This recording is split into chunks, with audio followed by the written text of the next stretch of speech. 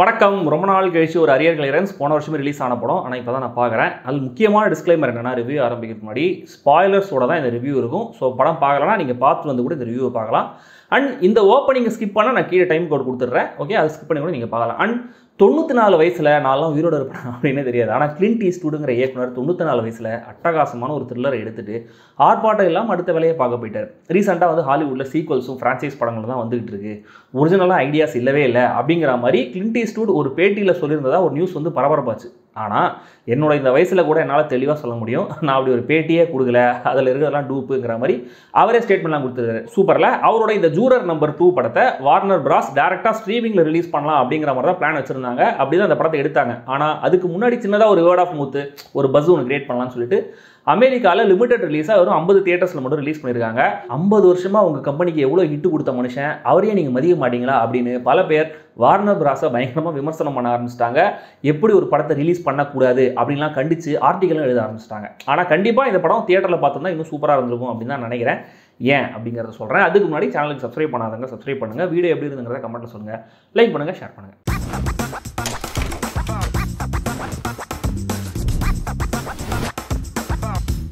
Juror number 2 ஜார்ஜியாவில் நடக்கிற கதை. பத்திரிகைகளில் காலம்ஸ் எழுதிட்டு வர small time journalist Nicholas hold ரொம்ப நல்ல மனுஷன். அவர் ஒய்ஃப் ப்ரெக்னெண்ட்டாக இருக்காங்க.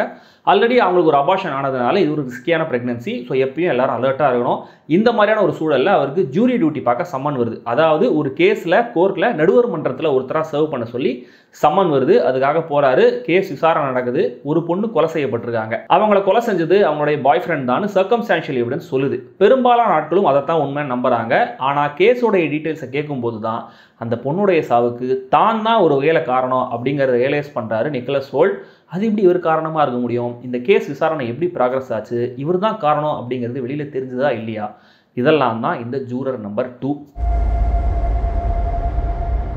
நிக்கலஸ் ஹோல்ட்டோட பெர்ஃபார்மன்ஸ் அவுட்ஸ்டாண்டிங். படம் முழுக்க இவருக்கே எக்கச்சக்கமான க்ளோஸ்அப்ஸ். இப்படி ஒரு மாரல் டைலமாவில் சிக்கிக்கிட்டு இருக்கிற நல்ல மனுஷனா படம் முழுக்க அவர் காட்டியிருக்கிற அந்த கில்ட்டு, குழப்பம், அதே நேரம் மாட்டிக்க கூடாதுங்கிற பயம்னு சீனுக்கு சீன் நிஜமாவே அசத்தி இருந்தார். அவர் கண்ணில் அவ்வளவு வலி, பதபதப்பை கொண்டு வந்திருக்காரு. கூட்டத்தில் ஒருத்தர் தப்பு பண்ணிட்டான், அவன் நீங்கள் பாருங்க ஆடியன்ஸுக்கு சிசிடிவி கேமரா ஃபுட்டேஜை போட்டு காட்டுற மாதிரி தான். அப்படி ஒரு மூடில் தான் இந்த படத்தையே பிரசன்ட் பண்ணியிருக்காரு ஈஸ்ட்வுட். டிஸ்ட்ரிக்ட் அட்டர்னியாக வர டோனி கொலட், ஒரு சில காட்சிகள் மட்டுமே வர ஜே.கே. சிம்மன்ஸ், கீஃபர் சதர்லேண்ட், குற்றவாளிக்காக வாதாடுற கிறிஸ் மெஸ்ஸினா, ஹீரோட ஒய்ஃபாக வர ஜோயி டோயிச், ஜூரி மெம்பர்ஸாக வரவங்கன்னு ஒவ்வொருத்தருமே ஆப்டான காஸ்டிங். எல்லாரும் சேர்ந்து இதை ஒரு கம்பெல்லிங்கான ட்ராமாவாக மாற்றிருக்காங்க. ரொம்ப பேசிக் ஃபிலிம் மேக்கிங் தான். ஆனால் இந்த கதைக்கு ரொம்ப டூ மச்சாக கிரீடுன்னு போனாலும் ஒட்டியிருந்திருக்காதுன்னு தான் தோணுது. பட் அவங்க ஊர் ஸ்டாண்டர்டை பார்க்கும்போது இது ஒரு டிவி மூவி லெவல் அப்படின்னு நம்ம தான் சொல்லணும். ஆனால் இந்த படம் எடுக்கப்பட்டதே ஸ்ட்ரீமிங்காக தான் அப்படிங்கிறதுனால அது ஒரு பெரிய கம்ப்ளீட்டாக சொல்ல முடியாது. நரேஷனில் கிராஜுவலாக ஏறிட்டே வர டென்ஷன் எங்கேயுமே டிப் ஆகாமல் இருந்ததுக்கு எடிட்டர்ஸ் 2 பேரையும் பாராட்டி ஆகணும். டெக்னிக்கலாக எவ்வளவு டெவலப்மெண்ட்ஸ் வந்தாலும் சவுண்டில், கிராஃபிக்ஸில் பிரம்மாண்டமான லொக்கேஷன்ஸை வச்சு செம்ம தியேட்ரிக்கல் எக்ஸ்பீரியன்ஸ் தரோன்னு சொன்னாலும் ஒரு படத்துக்கு அதோடைய ரைட்டிங் மட்டும்தான் அல்டிமேட். அதைத்தான் இந்த படத்தில் திரும்பவும் ரியலைஸ் பண்ண வச்சிருக்காரு கிளின்ட் ஈஸ்ட்வுட். போன வாரமே நம்ம மணி சார் நம்மளை ரியலைஸ் பண்ண வச்சிட்டாருன்றது வேற ஒரு மேட்டர். ஒரு கேஸுக்கு தீர்ப்பு எழுத போறீங்க, ஆனால் உங்களுக்கே தெரியாமல் நீங்கள் தான் அந்த தப்பையே பண்ணதுன்னு தெரிய வந்தால் நீங்கள் என்ன பண்ணுவீங்கிற இந்த சின்ன மேட்டரை வச்சு ஒரு 2 மணி நேரம் நம்மளுடைய டென்ஷனை ஏற்றி இறக்கி பரபரப்பாகவே சீட்டு நிலையில் வச்சிருக்காங்க டேரக்டரும் ரைட்டரும். அங்கங்கே வர சின்ன சின்ன ட்விஸ்ட் அண்ட் டர்ன்ஸ், டென்ஸான மொமெண்ட்ஸ் எல்லாம் செம்ம எஃபெக்டிவாகவே இருந்துச்சு. இந்த படம் ஒர்க்காக இன்னொரு காரணம் இதில் இருக்கிற ரிலேட்டபிலிட்டி. ஹீரோ கேரக்டர் ரொம்ப நார்மலான, தினமும் நாம் பார்க்கக்கூடிய, நம்ம சர்க்கிளில் இருக்கக்கூடிய ஒரு கேரக்டர் மாதிரி பிரச்சனை பண்ணியிருக்காங்க. ஸோ ஒருவேளை இப்படி ஒரு பிரச்சனை நமக்கு தெரிஞ்சவங்களுக்கோ இல்லை நமக்கோ கூட வந்துருச்சுன்னா, இல்லை நாம் இப்படி ஒரு விஷயத்தில் சிக்கிக்கிட்டா என்ன ஆகுங்கிற அந்த ஒரு டென்ஷனும் ரிலேட் ஆகுதுங்கிறதுனால அதுவே மொத்த படத்தையும் அசையாமல் பார்க்க வைக்குது. அண்ட் ஜஸ்ட் ஹீரோடைய கேரக்டர் மட்டும் இல்லாமல் டோனி கொலட்டோடைய கேரக்டர் ஆர்க் டெவலப் ஆகிற விதம், தப்பு பண்ணதா சொல்லப்படுற கேரக்டருடைய பிஹேவியர், ஹீரோடைய ஒய்ஃபோட ரியாக்ஷன்ஸ்னு மற்ற கேரக்டர்ஸுக்கான ஸ்பேஸும் ப்ராப்பராகவே இருக்குது. அண்ட் கிளைமேக்ஸுக்கு கொஞ்சம் முன்னாடி 2 கேரக்டர்ஸ் உட்காந்து ஆம்பிகியஸாக பேசுவாங்க. அதை கேட்கும்போது கண்டிப்பாக என் மைண்டில் திருஷ்யம் வந்துட்டு போச்சு.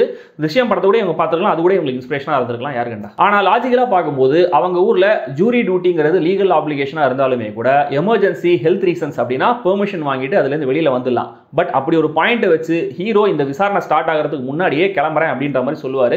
ஆனால் உங்கள் இடத்துக்கு உங்களை தவிர வேறு யாருமே இல்லை அப்படிங்கிற மாதிரி காரணம் சொல்லி சீக்கிரமாக நாங்கள் முடிச்சிடறோம், வீட்டுக்கு அனுப்பிச்சிடறோன்ற மாதிரி சொல்லி அவரை உட்கார வச்சிருவாங்க. ஆனால் இதே கதையில் ஒரு பாயிண்ட்டில் ஜூரி மெம்பர் ஒருத்தரை ரொம்ப ஈஸியாக ரீப்ளேஸ் பண்ணிடுறாங்க. இப்படியான சில விஷயங்கள் கொஞ்சம் ஸ்கிரிப்டுக்கு கன்வீனியன்ட்டாக தான் ஃபீல் ஆகுது. இது ஒரு வகையில் அந்தந்த பாயிண்ட்டை நம்பகத்தன்மையும் ஸ்பாயில் பண்ணுது. முதல்ல ஒரு கிளைமேக்ஸ், அப்புறம் ஒரு கிளைமேக்ஸ், இந்த 2 தடவை க்ளோஷர் பாயிண்ட்டுக்கே கொண்டு வந்திருக்காங்க.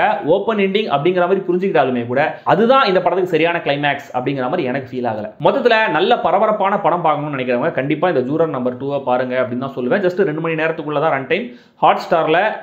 டிஸ்னி பிளஸ் ஜியோ ஹாட் ஸ்டாரில் ஸ்ட்ரீம் ஆகுது. உங்களுக்கு இந்த படத்தில் பிடிக்காத விஷயங்கள் என்ன அப்படிங்கிறத கமெண்ட்ல சொல்லுங்க.